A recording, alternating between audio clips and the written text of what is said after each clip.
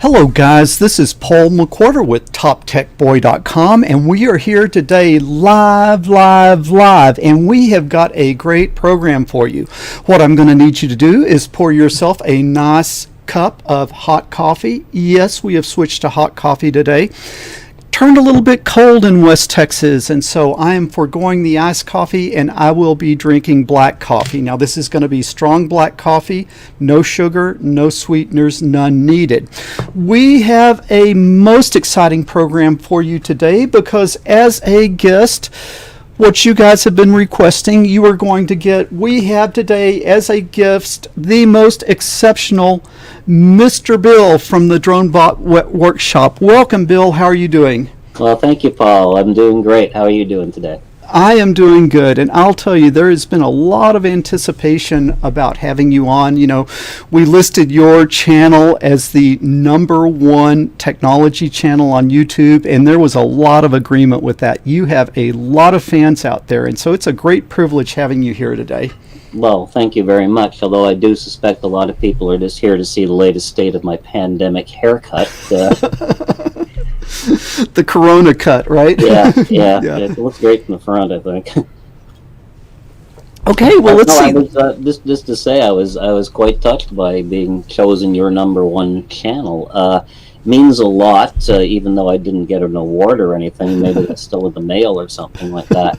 But the fact that you do what you do, and I'm also a great fan of your channel, means that you actually know what's involved in creating a YouTube channel and putting something like that out there. And so to be chosen by someone who I consider a peer is really a great honor. So thank you so much. Well, yeah, and I think too, you know, these things are not a competition, right? I mean, I am a great fan of yours. I learn from you, and it makes sense for us to kind of work together. I think we have a lot of different, a lot of commonality in our users, and it's just like the more people that watch you, that's the better for all of us, I think. So yeah, I agree, and you had said that last week during your live stream, and that I agree with that. It's so true. I don't consider people like yourself or like Andreas or any of those folks out there in any way to be competition. If anything, you're peers to mine. We both have a different angle at attack, going at a problem or trying to explain something, but at the end of the day, we're both accomplishing the same thing. And it's not like a viewer is only going to watch one video about a subject. They'll watch yours, they'll watch mine. There's plenty for everyone out there. Right. But I really tip my hat to you. I mean, I would only dream of achieving the level of quality that you do. It's just, I'm just amazed at the technical competence you have, the production quality of your videos, and the just phenomenal teaching ability that you have. You've just sort of, you kind of bring the full package to your your content. Thank you. Really love it. Hey, well, maybe we could jump into some of these questions. We've gotten hundreds and hundreds of questions through the Discord and through the comments, and people have emailed me. We're not going to be able to get through all of them, but maybe we could just jump in. And it seemed like one of the most common questions was people were wanting an update on your DroneBot, the DB1, yes. Yeah, your robot. Yeah, I was looking at some of the questions, and of course you had sent me some questions this morning. I wasn't privy to the ones you got in email or Discord, but I was able to see the ones on YouTube, and I could pretty well divide the questions into two different categories: questions about DB1 and questions about everything else in the universe except DB1. And so I thought we'd just cover DB1 right off the bat, and then we could get down to the rest of the universe and all that afterwards. For those of you who might not know what it is, the DB1 robot project is a robot that I'm building, and yes, I'm using that in the present tense because I'm still building it. And it was a follow along as I build this robot project. Well, the follow along aspect of it turned out to be its demise. Most of the material that I do, the regular DroneBot Workshop stuff, I've gone into the workshop, I've figured out some experiments, I've got them working, etc. Then I've written the outline for the video and the article, and I've gone through and done it. DB1 was a different approach. DB1 was, okay, here's what it is today, and the next step is to do this. So I'll go and do this, and I'll film you a video, and I'll show you when it's done. And the problem with something like that is if by the end of the week I didn't have anything done, it's like, well, I did some wiring, but the status of the robot hasn't changed anymore. So it started slipping a little bit to the side. So I've decided to take a different approach at DB1, and here's what's going to happen with it. I was planning to, and this was even before this interview, was planning on kicking off DB1 at the beginning of the new year in 2021. In fact, I'm hoping to actually spend New Year's Eve with DB1 since it's kind of a weird year anyway. I figured spending New Year's Eve with a robot's a pretty good thing to do, and we might be doing that more and more in our future. We might as well get used to it. So I would like to, at the very beginning of the year, kick off with DB1, which I've been working on but have been relatively silent about, so that you can see what I have built as opposed to what I'm building, and then take it further from there. Like DB1 is a project with a lot of different components to it. And the whole idea was to show how a robot could be divided down into all these different black boxes, different sensors, different controllers and that, and wired together. And the thing about black boxes is you can change the circuit inside a black box, and it doesn't matter. As long as the inputs and outputs are the same, it'll work. It's like when you hook up your stereo equipment together. You can hook up some Sony and Panasonic stuff together, and it'll all work out because I use common connectors. I was building DB1 with this philosophy. However, I think a lot of people are going down to the individual component level, which is a bit disturbing because I may change some of these designs. I may decide, oh, this isn't the right way to do it. I want to rewire it. That's why I was wiring up everything on perf board as opposed to printed circuits right at the beginning so I could make changes. And I'd like to continue doing this without everybody trying to pre-anticipate what I'm going to do. It put a lot of pressure onto it. So I want DB1 to be a successful thing. You will see a DB1 video at the beginning of January. Before then, you'll start seeing some material up on GitHub, and I'll make some announcements on the forum when it's there. And then going forward, we'll see DB1 videos maybe once a month or so. When there's been some progress made, I'll show you, okay, this is what I built over here, and take it on from then. But DB1 is not a dead project, so dust off your robots. They are still going to get built one of these days. Okay.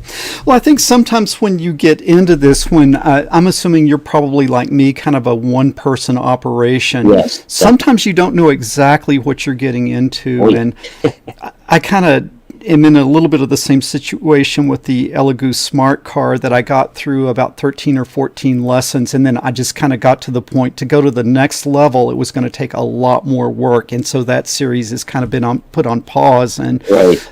I think people have gotten a little anxious about that as well. Yeah, And so- I can relate to that too. I mean, you've got people who, as you say, are getting anxious. They're following this. DB1 never got the hugest audience on YouTube, but what it did get is it got a very fervent audience. People who watched it were really into it. These are the people who contacted me the most. These are the people who communicated with me, and it's wonderful. To be able to inspire people to do that, that's great, but it's also quite a bit of pressure. So I want to do it correctly, and so I want to say, okay, this is what I've built.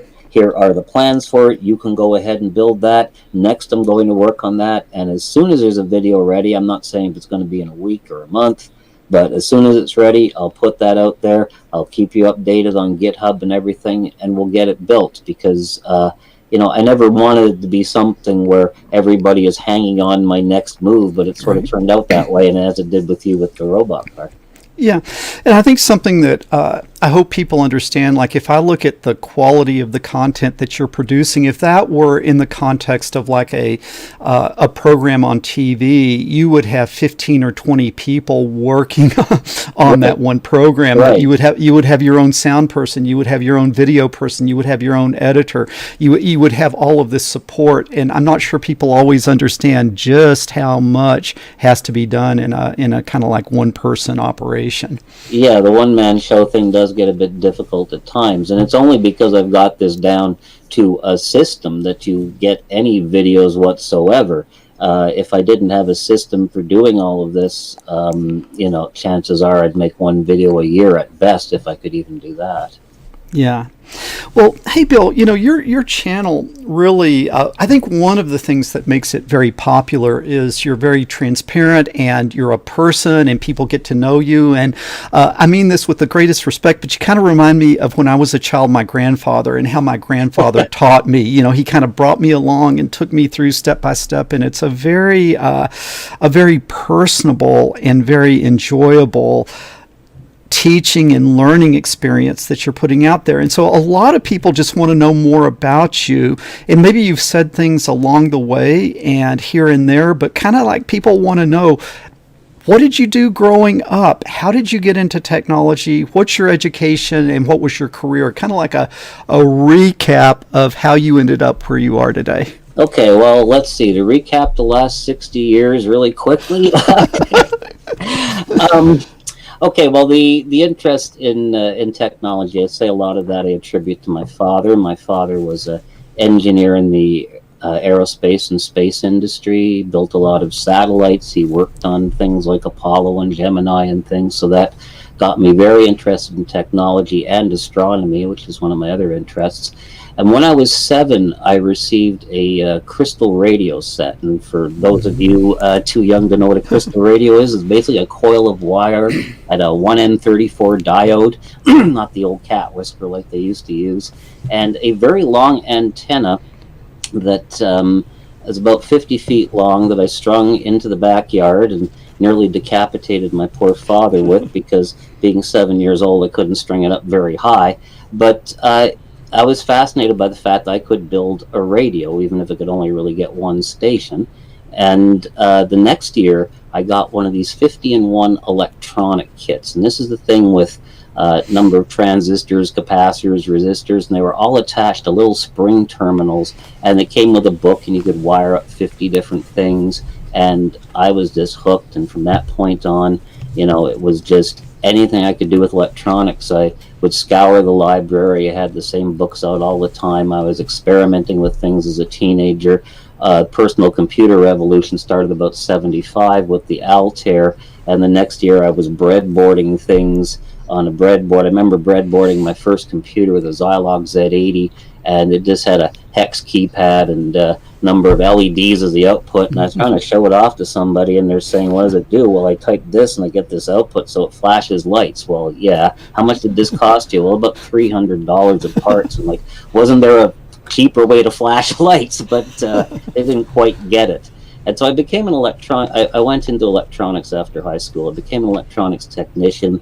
I worked for some small companies, and I moved out to Western Canada and ended up working for some large companies. Lived in Calgary for a couple of years, in Edmonton for 18 years.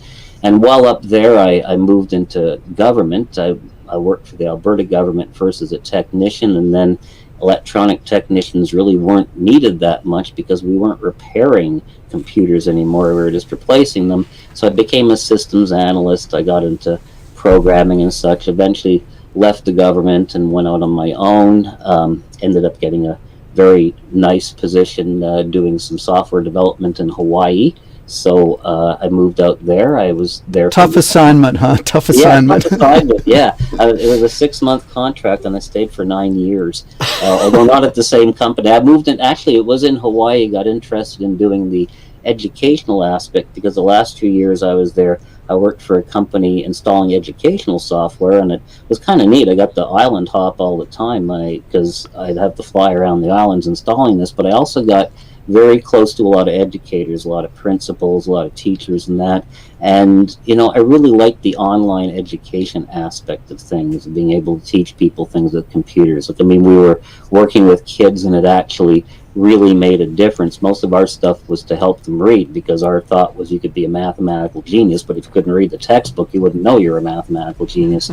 And it really inspired me to do things like that. And then I came back to Canada about 10 years ago to kind of look after my family, and did a few things online. And, well, as you all know, a few years ago started off this YouTube channel, and this is kind of what I do right now, and I'm very happy with it.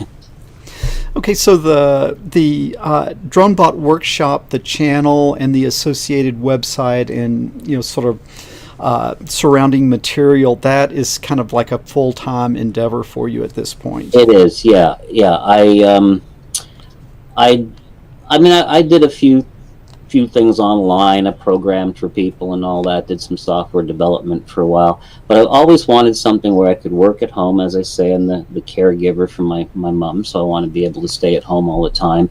And I love doing this stuff, and the fact that I can actually make a living doing this on YouTube is phenomenal. It's a wonderful thing. It is. It allows me to like exercise this fantasy I've always had about being a teacher. I can actually now go ahead and do that. And so, yeah, I've applied everything to it, and I've got plans to take it even further in the next few years. So it's been all a big adventure. And yes, all these pieces do go together. The website, the YouTube channel, everything, we're all started on the same day. So it sounds like that throughout your career, you had bits and pieces of this. Like, this wasn't the first time you used a video camera. This wasn't the first time that you edited. This wasn't the first time you built it. So you sort of had skills that you developed over your career, and you just sort of packaged them together to create this. Yeah, and a lot of these were skills that I was doing for other people, like, building up other people's channels and things like that. I used to teach SEO, search engine optimization, so helping people get their websites noticed, etc. I was in the internet basically when it started. As we were talking earlier before that, I was online in 1987 when I first built a website that was one of the first 5,000 on the net. So I've had a lot of this experience. I've helped a lot of other people build successful businesses and unsuccessful businesses online. But, I kind of wanted to do it all for myself now, kind of take all of this knowledge that I have and just do something on my own. And, it's a nice feeling. I mean, one of the most horrible things I can probably say, but it was actually true, is one pleasant thing. It's terrible to take pleasure in this, but on those awful mornings when it's all blizzardy and snowy and everything, and I'm looking out my window and I'm sipping on a cup of tea and watching my neighbors brush off their cars and get ready to go on a 1.5 hour ride down the freeway to try to get into town, I'm thinking, oh, well, I'll just walk downstairs and go film a video. It's a nice feeling, though, when you don't have to go out of the house then. And it's a terrible thing to have to say, but I actually take great pleasure in that. Okay. Well, like with this endeavor that's the DroneBot Workshop, kind of like what came first? Was it the website or the YouTube channel, or did you have the complete vision to begin with? Like, I'm going to build this integrated operation that's going to have great video content and great website and supporting materials. Like, how did that come about? That all did come about, as you say, as one big operation. I got the idea for it as I was building the workshop itself. I did a video, some of you may have seen, on how the workshop was built. And as I was building the workshop, I thought, I want to continue. I built the workshop so I could start working with Raspberry Pis and Arduinos, which I really didn't know anything about at the time. And I thought, well, I do want to make a website. I do want to make a YouTube channel with it.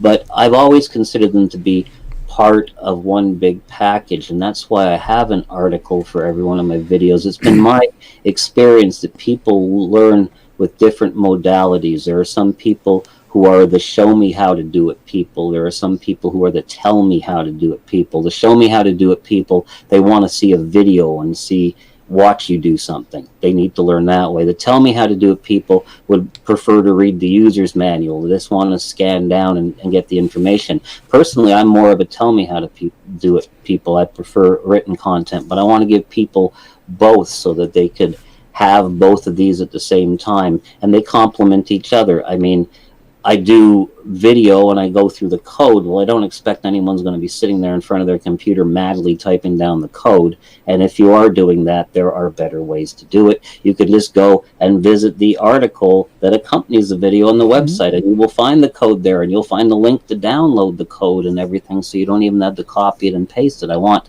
it all to be one big package. And I don't think you can do all of it just with video. I don't think you can do all of it just with a website. You are a good example yourself. I mean, you do stuff on Top Tech Boy. You put your code samples and things. If I'm watching you do something, and okay, well, Paul is working with Python right now, I know I can go to your website and get the code. And for myself, a lot of times I want to see the code rather than hear somebody explain about the code. But that's just myself. There may be someone else who wants someone to walk you through it, and it goes on the video. So both of these things kind of go together as one big package, is what I'm saying. Yeah. Well, that's really interesting. On my channel, I more just stumbled into it. You know, as a teacher, I would have students that were out, and I'd say, well, I'm just going to record the lesson so that they won't miss it, and, you know, put it on YouTube. They can watch it at home or catch up or whatever. And then I started noticing other people were watching it, and so it's just, wow, it's just like, and then other people, like, I would have people sending me their homework that weren't my student, you know, like somebody from Indonesia sending me their homework assignment. And so kind of as that started taking off, then I started just putting a little bit more mindful on it. And for me, the website followed as a necessity. I didn't have the level of planning and integration you have. And I think that your guiding vision has really probably been one of the things that's propelled, you know, your channel to be, you know, one of the best ones out there. Let's see, how do you feel pressure to keep your production rate up? I mean, we get into this thing because we love it and we got a passion for it, but at what point do you start ever feeling burnout or feeling where you don't quite love it so much because you're trying to get the material done? Yeah, that does happen. In fact, this year has been an excellent example of it. It's happened many a time this year. I've had a few other issues and concerns I've had to deal with this year and haven't been able to devote the time I wanted to the channel. And I do feel guilty about doing that. When a Saturday comes around and there's not a video ready for it, I do feel the pressure behind that. And there are times, I don't think it's ever been at a time where I've wanted to stop doing it. It's just basically I've wanted to try to restructure my life so I can do more of it and not feel that pressure. So I've been trying to do things like I've now been recording several videos at once because I take a look at it and I'm doing a scene for one video where I need the camera set up exactly the same way as I do for the next one. So I'm trying to kind of batch process and everything, and we'll see how that works out in taking the pressure off. I know that when I am producing them on a regular basis and the pressure's off, it's a wonderful thing. But yeah, you do get the pressure and sometimes the burnout, and occasionally I do need to just walk away from it for a few days. In fact, right now, as we were discussing before we got on, I'm doing a bit of a home renovation project, and I've got a basement full of lumber and drywall and sound insulation and stuff like that. And that's what I'm going to be getting back at this weekend. And, you know, it is nice to take a little break every now and then from the electronics thing, but not a complete break. I'm also working on 3 other things for the DroneBot Workshop. So, I can never get completely away.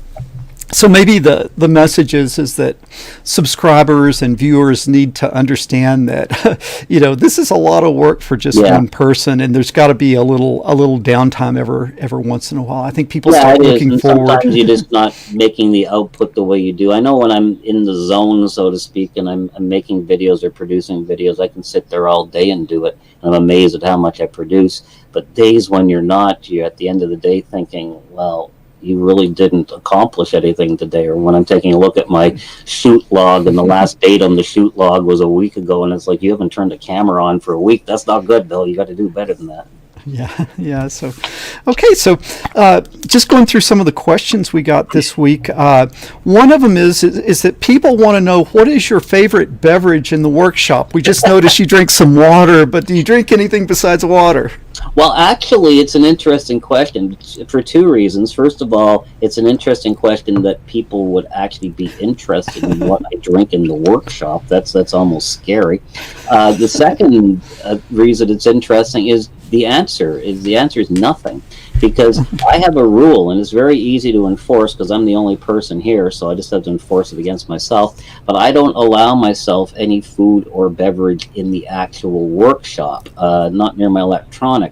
However, I am not, as you'll notice from my background in the workshop, I'm in my office, or at least the end of my office that isn't covered with wood and lumber right now. And inside the office, the beverage of choice, as you've noticed, is water. I try to drink a lot of water during the day because I had issues years ago where I wasn't getting enough of it. And also it is, this is going to sound boring, decaffeinated green tea with honey. But I see you with the iced coffee, but to be honest, I haven't touched coffee for about 15 years right now, or anything with caffeine. And if I had it right now, this would be a very different type of an interview with me on my ceiling. So. Okay, well, let's see. I need to give a shout out here to Patrick for a super chat. We always appreciate that when people come in with a super chat. Thank you, guys. I'll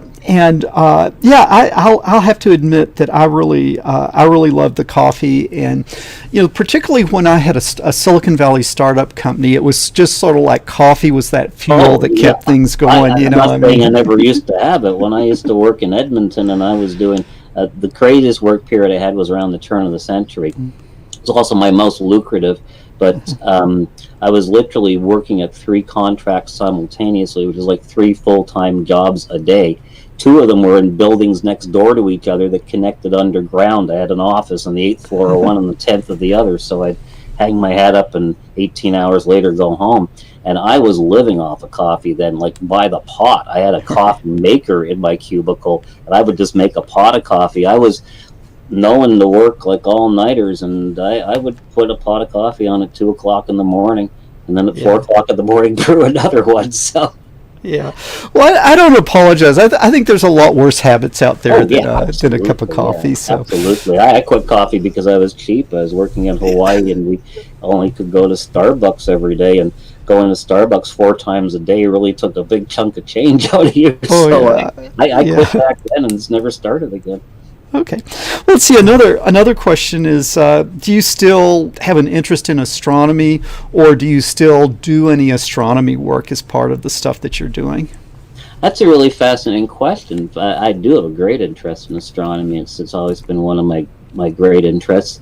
Right now it's just confined to reading news about astronomy, reading all the wonderful things that are being discovered with exoplanets and such, reading about, even the NASA probe the other day that just grabbed a piece of that asteroid. Now it turns out they might have grabbed too much of it. That's fascinating stuff. As I said, my dad was in the space program, so I was always interested in the manned and unmanned aspects of space exploration, and astronomy itself, physics. Those are physics was what I used to read as pleasure reading. When I would read something that wasn't electronics to take my mind off electronics, I'd read something like Carl Sagan or something like that. Okay. Well, did you have a telescope? Did you do any I did when I was a kid. I had a little refractor scope. And then I got a 6-inch reflector many years after that. Unfortunately, living in an urban area, you can't really do a lot of astronomy where I live. One would have to drive away. When I lived out in Alberta, it was a little bit easier because you didn't have to drive too far out of Edmonton in order to get to a place where there would be nice clear skies. But out here in Montreal, you'd have to make quite a drive before you got a clear sky environment. So I don't do any of that. I'm not actively involved in it, but as I said, I'm always fascinated by it. It's the first thing. If there's a news item about something to do with astronomy, that's the first thing I read in the morning. Oh, okay. Well, that's interesting. Another kind of question about just your interest. There seems to be a lot of people that kind of want to know or think you ought to be in ham. Like, where are you as far as ham and amateur radio goes? Well, my grandfather was an amateur radio operator, and he always wanted me to become a ham operator, and I always wanted to. I even learned Morse code and everything when I was younger. I actually did know it. I don't anymore.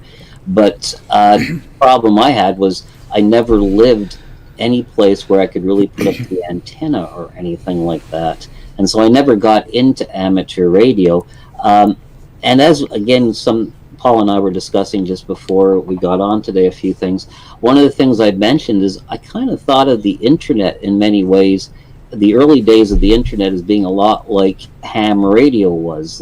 I explained to him how back in 1988, before we even had web browsers or anything, I was trying to resolve a problem we were having at work. I think it had something to do with a Novell network. And I posted a question on a bulletin board in a university in Israel. And about half an hour later, I got an answer back, and it solved our problem. And when I was explaining to people that I got this answer from someone in Israel, they were all just fascinated that you could do that. Now, that was in 1988. Flash forward to today, and it's commonplace. I mean, I'm in Canada, you're in Texas, and we're talking to each other right now, and we have fans all over the world. You know, I actually got an email from a DroneBot Workshop fan in Antarctica, so I can now say I have a fan on every continent. I think it's amazing. But to me, the internet kind of, in many ways, replaced the romance aspect of ham radio. Yeah.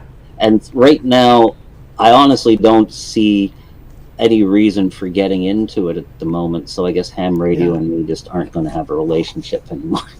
Yeah, I tried it and been there, done that. It just wasn't where my passion was. But I liked your story. My first experience with what became the internet was in 1985. I was at Stanford, and I was in a research laboratory, and there was something called ARPANET, and you got on a terminal and you were typing in real time. You put in like what was something like an IP address, and we were typing in real time with a person at MIT, and that was just mind-blowing, that from a computer terminal typing in some numbers, all of a sudden you were connected in real time with a person across the country, and that just blew me away, and that kind of tweaked my interest, and you know, my passion has been there ever since then.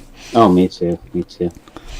So there's a lot of young people on this channel, a lot of people that are very much wanting to get into high-tech careers and, maybe someday accomplish the types of things that you've accomplished, or to do the types of things you've had a chance to do. What advice would you give for young people, let's say high school students who are really interested in pursuing a high-tech career? What advice would you give them today? Well, one thing I would say is that's different today than when you and I were getting into this kind of thing, is that we obviously live in a very different world. When I was going out to work, and when you were as well, you could get a job and it would kind of be your job for life. I mean, I had a couple of those jobs for life. So I worked for a big, huge telecom company that could have easily been a job for life. I worked for a government that could have been a job for life. But those things don't really exist as much anymore. And so the days of going out and getting a career and sitting in with one company and riding it out, I think those are gone. I think you need to be adaptive. I think you need to realize that the thing that'll probably define your career and define your passion may not even exist right now. I mean, who back in 1977 when I graduated high school would have told me I'd be working with NVIDIA jets and nanos, and that obviously nobody, because they didn't exist at the time. I think you should get definitely a good all-around technical background in technology and science, know how things work, and then find a specific field, be it something within artificial intelligence, be it something from robotics, something that interests you, and then just kind of focus in on that field right now, because who knows where things are going. Your dream job doesn't exist yet, but in 10 years it probably will, and you'll be the best person in order to take that job if you already have that background. But also learn how to manage yourself, manage your own business and everything. I'm not saying necessarily you'll have to be in business for yourself, but it's very likely you will. Being independently employed is more and more popular now than it ever was, and it's only going to increase more, especially after this pandemic and we're all working at home and everything like that. So be prepared to be able to take care of your own stuff, like to do the financials on the side of a business, to do managing your taxes and things like that, to having the mindset of selling yourself almost as a commodity when you're going out for contracts and everything. Well, I'm the best person for this job, because you become a salesperson. You have to develop all those little skills, and if you can do that, I think that you can ride the wave of whatever becomes the next big thing and really stay on top of it, as I did with the internet stuff at the turn of the century, which is probably the most successful time in my life. Yeah, the word that comes to mind as I'm listening to you is nimble. It's just like we've got to be nimble.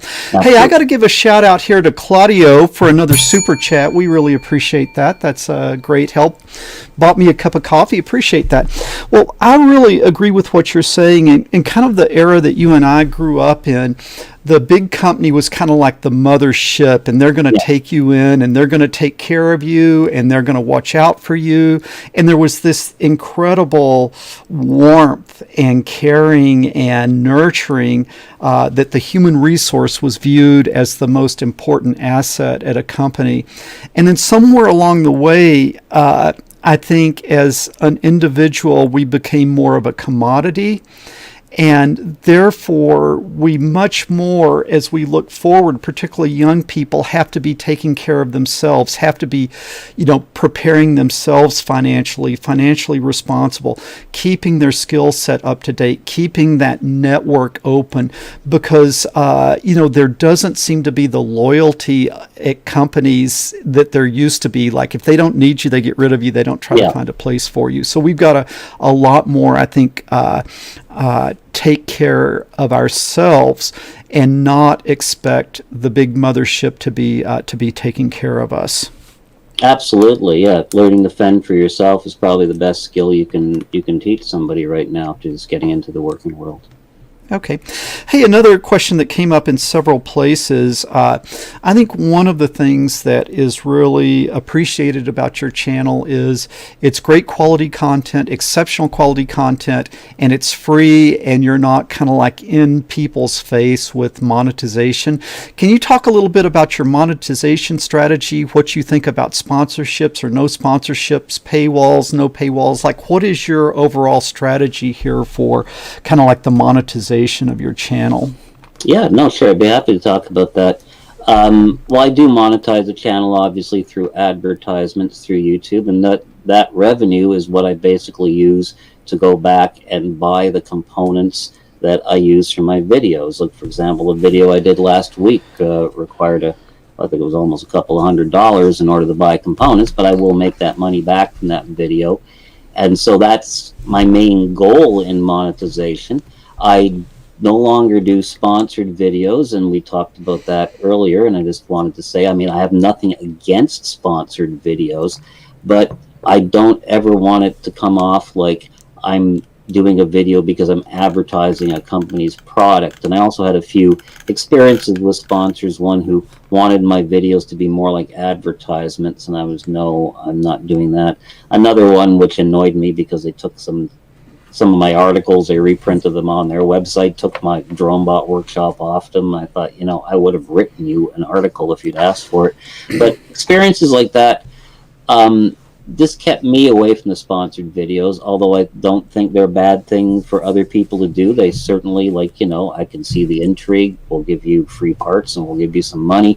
But I don't want to feel like I'm doing an advertisement for people. It's the same reason I don't accept advertisements on my website. And I get a lot more offers now that I'm getting a reasonable amount of traffic on the website. I get offers for people who want to do sponsored articles and things like that. And no, the websites, the YouTube channel, they're a showcase of what I am trying to teach people. I do need to make revenue for it. I'm not above one day maybe throwing another Patreon up there, or putting out like a call, like if you want to donate to the workshop, send to the PayPal thing. I have no problem with that if people think the content is good, but I don't want people to ever feel that they need to do something like that.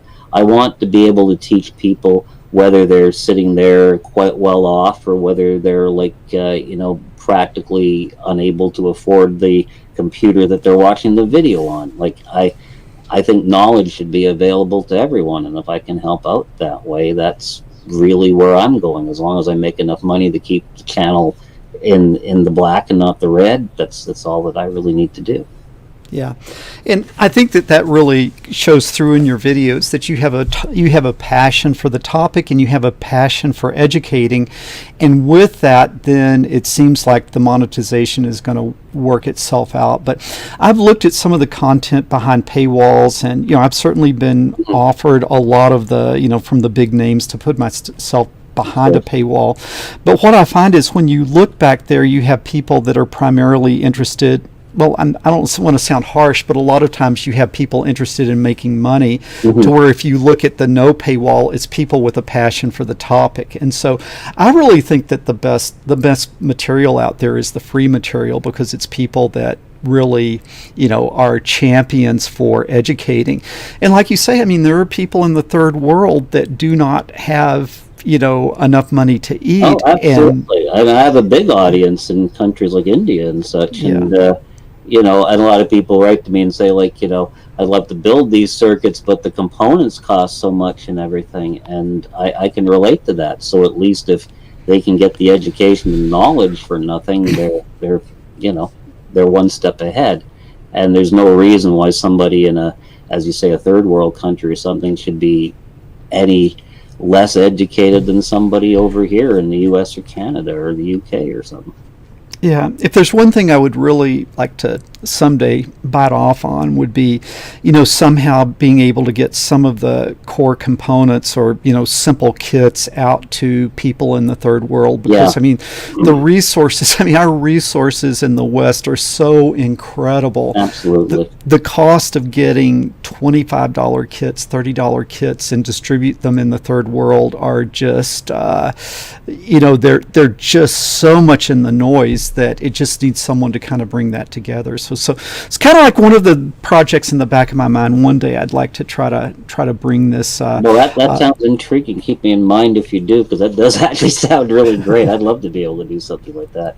Yeah. The thing about YouTube, websites, whatever, is it's maybe sounds a little weird, but you do get to leave a little bit of yourself. It's like you go to a normal job, you work 9 to 5, you get paid for it. It's the end of the day. We do this kind of thing, and years from now, people are still benefiting from what they did. They're still watching a video, and if the topic is something that's relatively evergreen, like how to use a resistor or something like that, they'll still benefit from that video. Yeah, and there's also that aspect of you might be, and you certainly are, that guy that is sparking interest in a young person who, you're sparking that interest in technology might be the thing that changes his life and puts him on a course of actually producing and benefiting the world. And so I think there's that aspect of giving people, sort of like your father or my grandfather or whatever got us into learning. We might be that figure for for another generation. It's a nice feeling to know too. I remember actually years and years and years ago when my son was still quite young, I went and taught a class at his school. And we just put together a bunch of things with solar cells, and we built a solar cell car with the solar cell to the motors. You put a light over it, it ran, and then the teacher let us take it outside into the schoolyard so we could put it in the real sun net. And some of the kids are fascinated. And I remember thinking that day, I wonder if any of these kids will get an interest in science or solar power or something. Like, just by seeing that, if it might have sparked something. I'm not trying to be so presumptuous to say that, like, all of a sudden, like, some genius because of my lesson took off, but it's a nice feeling to think that you might be inspiring someone to do something really, really great. Yeah, well, that's good. I think there's a satisfaction that comes from the type of work that you're doing that goes far beyond, the monetary. It's just, absolutely. passing the letters, the comments, those things really, really actually make it. Yeah, and you're passing on a lifetime of it's not just information, it's knowledge and it's wisdom. And I think that's kind of like the best, there's a lot of shady things about the internet, but I think that's one of the best things about the internet is to take a guy like you with an integrated lifetime of wisdom and to be able to put that out to the world. And so really think that that's phenomenal. Hey, we see on YouTube, we see how you teach, which is most exceptional. How do you learn learn? Like all this stuff, I mean, there's a lot of stuff that you're doing that I'm sure you did not do or you did not know as part of your career. So you appear to certainly be a lifelong learner. How do you learn, or like what strategy do you take to master a new little area of technology? Well, I think one of the things I've always done is I've known how to go out and get the manuals, to read all of the instructions and that. Like even right from the beginning, even in 1977, at the length of electronics there was, you couldn't possibly have memorized everything even back in those days. But if you knew how to get the information, if you knew how to get the information from Texas Instruments or Motorola or whoever you're getting the chips from, and if you knew how to read that information, then you had the knowledge. And these days, it just all translates to the internet. Now, obviously, Google is a phenomenal resource. Wikipedia is a phenomenal resource, and I'm happy to support them a few times a year because I get so much back from Wikipedia.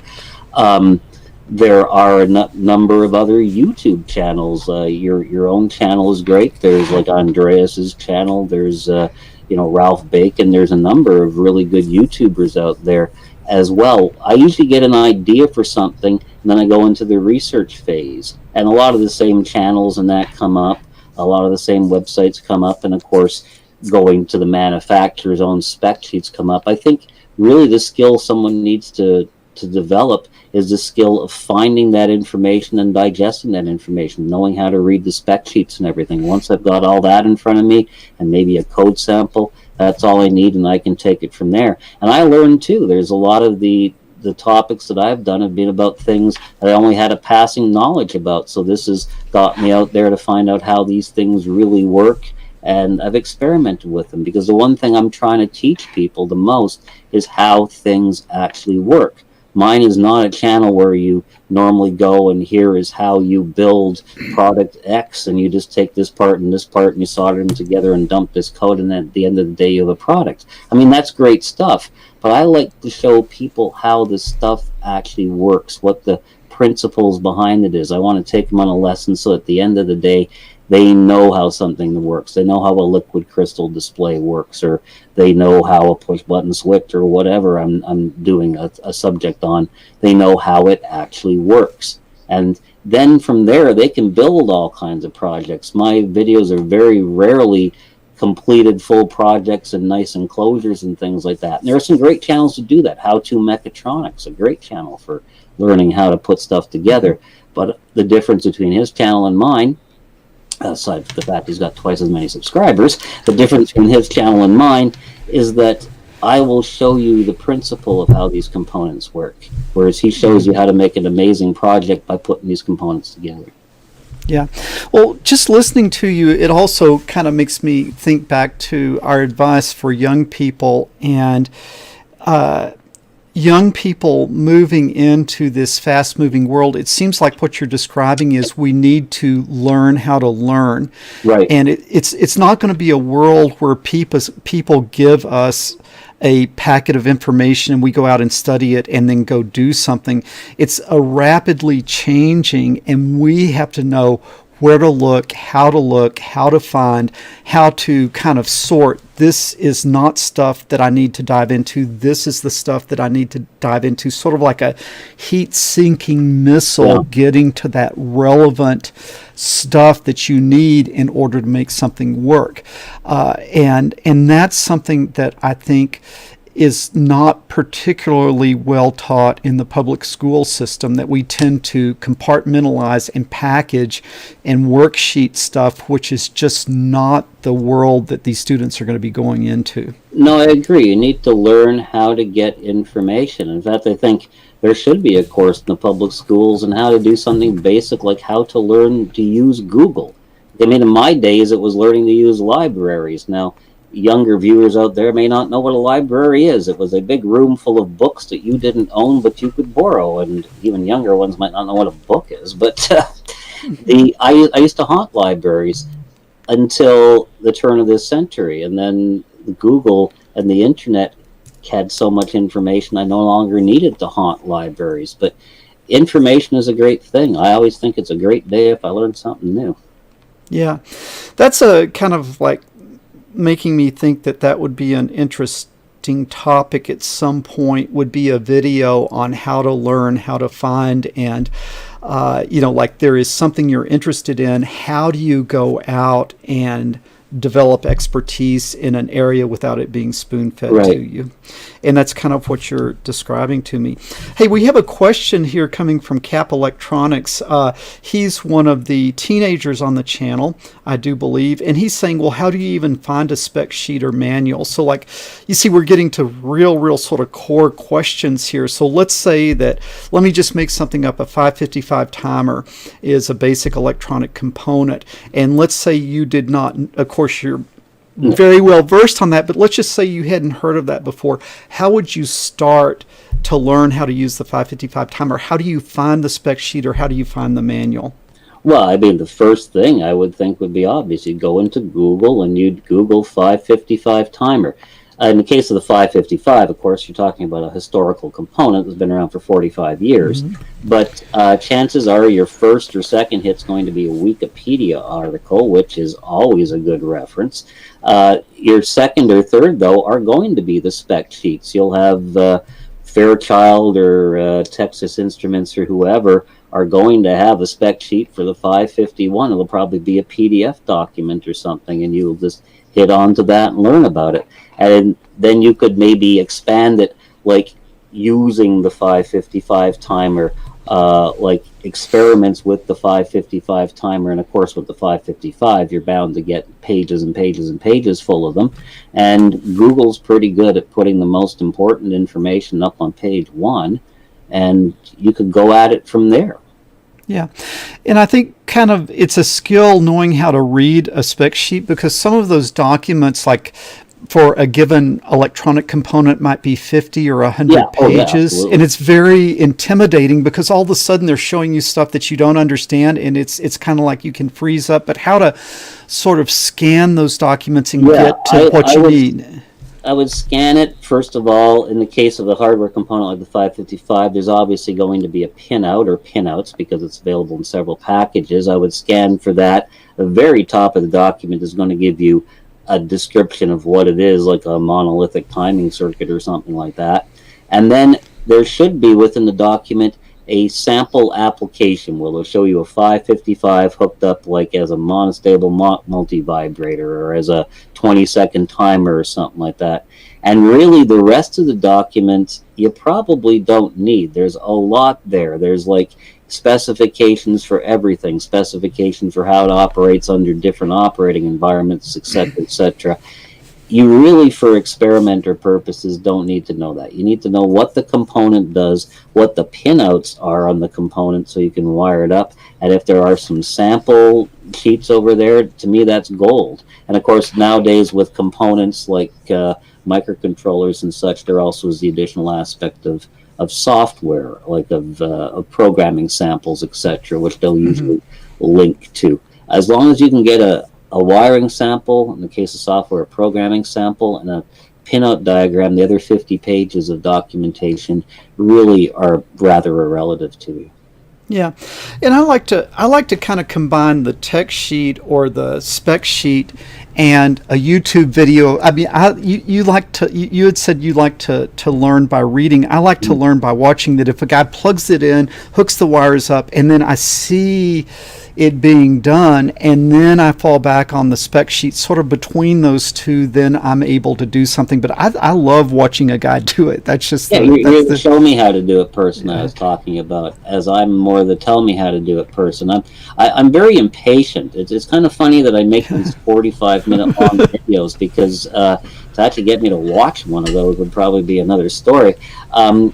I'm quite, and by the way, I don't know if everybody realizes this. Every one of those epic long-length videos, if you go into the description, there is a clickable table of contents. You can go to a specific spot in that video without listening to the whole introduction. If you just want to get to the experiment, click on it. It'll take you there. I think a lot of people don't realize that. But I don't think a lot of people read what is actually in the description, unfortunately. I don't know how many times in the comments I get people saying, can I please get the code for this? And it's like, well, the first line in the description says, for the code, go to, there's a link. But yeah.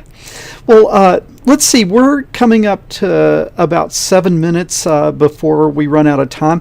Let me just give a chance, particularly if there's any. And of course, we didn't get anywhere near getting through the questions we wanted No, to there were ask. 22 of them. I think we covered about 3. So. Yeah, maybe if you're willing, someday when you have time, we can do this again because I think people have really enjoyed it. There's an interest. I'm there. I think it's great. In fact, I'll tell you, you actually should be quite honored. Normally at this time of the day, and the reason I don't normally get to watch you live is normally I have a very important task to do this time of the day. I'm normally cleaning my upstairs bathroom at the moment. But I did that at 6:30 this morning so that I could be on with you. Because see, I used to do all my house cleaning on one day, but it turns out it takes about 5 hours to clean the house top to bottom. And in my old age, I'm finding that to be a bit tough. So I split it up between Saturdays and Sundays. So I do the upstairs on Saturdays. But normally I would be watching you while I'm exercising in the morning on my big TV. Okay, well, that's interesting. Well, yeah, I'll be happy to come on again, and I'll even divert the bathroom cleaning to a different time if necessary. The things I'll do for you. Well, maybe let's give just a couple of minutes, and I'd like to kind of limit it to high school students. If there's any high school students or teenagers or middle school students that have a question for Bill, maybe this would be your chance to ask him the question, because I know there's a lot of young people, and let's see, Ohio Tech Teen, his question is, what is coming up in the future of the DroneBot Workshop? Ohio Tech Teen is wanting to know, could you give us a little preview of maybe some of the topics coming up in the next year? Yeah, I'd love to, because I actually even have answers for that kind of a question. So I love questions I can answer. Well, as you've been noticing, I've been focusing a lot more on the ESP32, and you'll definitely be seeing more ESP32 videos. As I said, I've been batch producing videos, so I've already recorded the beginning of a few of them. I'm also looking at a number of other new components, most that have to do with IoT, such as the Arduino Nano 33 IoT chip, which I've been playing with over here right now. I'm going to be doing a number of IoT things. I've been setting up IoT devices all around my home. In order to control it, I put a mesh network into the house for the IoT devices, and I'm both loving it and hating it. I'm loving what these devices can do, and it's really frustrating some of the things they can't do, or it's frustrating that every time my doorbell rings, it has to go up to ring.com before it'll actually ring the dang doorbell, and if my internet's off, I don't get a doorbell. So I'm also working by building my own IoT devices. So you'll be seeing a series on IoT, on integrating things like the Amazon and Google controllers, because I've got both of them. And you will also be seeing how to build IoT devices. And so new processors, IoT devices, that's a big thing. And as I said, DB1, I'm going to have a New Year's Eve party with them, and you'll be seeing a bit more about that. Also, Paul, it reminds me, you said we only have a few minutes left. I wanted to dispel a rumor, and I sent you some pictures in order to help dispel that rumor. During the last live stream, a lot of people were noticing how neat my workshop was. And, you know, I've got a reputation now as being someone who's a complete neat freak and who like vacuums the workshop 4 times a day, which is absolutely ridiculous. 2 times a day at the most is it. But I wanted to show you that while I was watching that video, I was saying, boy, if you could see my other workbench, and there you go. Now, this is my other workbench, the one you don't see in the video, at that very moment that Paul was having the live stream, saying that it was so neat. So as you can see, it's full of things. There's a lot of Echo stuff, because that also was the week of Amazon Prime Day, so I bought a lot of stuff on sale from them. And there's Echoes, there's ESP32s. All does that look like the DroneBot Workshop to you? Like, really? Bill, on my neatest day, I would only dream of my workbench looking like that. Let's take a look here. You see, I mean, I've got old paper towels and just a hopeless stack of single board computers and broken desk drawers, and the whole room is just that. So well, I think that desk contest, I'll have to say you probably win, Paul. But I just want to get the point that not everything is as neat as you appear. And remember, the camera is showing you what the camera is pointing at. So quite often the other workbench is like there. I think there's even a little jar on there where I was soaking some parts in isopropyl to clean them or something. So you can Well, see. I think the interesting thing about this is that they're just different minds, and I think a workshop is a picture of the mind. And I was always just crazy in 100 different directions, and just very my mind going in all types of different places, and kind of the randomness is illustrated in my workshop. But then with that, you've got to have somebody that is methodical and organized to get some crazy idea to the point of actually working. And so as I had like Silicon Valley startup companies, what I found was you wanted to not have all the same type of people. You kind of wanted to have the dirty desk guy, and you wanted to have the clean, organized desk guy. And when those guys can work together, I think great things happen. Well, the one thing to be said for the clean, organized one is if I do get this eureka idea and I find that I need a 5.6K resistor, I know where to find a 5.6K resistor, as opposed to the old method I used to use as a teenager where, there's a box of resistors. One of these is probably 5.6K, and no, I like being able to find things. I'm pretty organized like that most of my life. You probably can't see anything behind me, but I mean, even like my office supplies have labels on them there. There's one of them there that says paper clips on it, for example, so I know where my paper clips are. Yeah. Well, my approach is that I know somewhere in the room, let's say I've got a Raspberry Pi 4. Right. I can't find it, so I order a Raspberry Pi 4. It comes to the front door, and as I'm walking to the front door to get the Raspberry Pi 4, I look down and there's my Raspberry Pi 4 that I lost. So that's I end up technique. Yeah, I end up rebuying stuff that I know I have because I can't find it. But, Bill, I think our time's up here, and I know you're a busy guy, and just really, really appreciate you taking the time to talk to us. I know that, your name always comes up on my channel. You're one of the true legends in this field, and I just want to, along with the audience, express our appreciation for what you're doing for the community. I mean, you're really, really out there providing just exceptional content, and you're really, really very much loved and very much appreciated. Well, thank you. It's very nice to hear, and as are you. You've always provided a lot of value to this community, Paul, so it's really great to be on with you today. Okay, well, we appreciate it. And I'll just wrap things up saying this is Paul McWhorter with TopTechBoy.com, and we've got Bill from the most exceptional DroneBot Workshop, and we will talk to you guys later.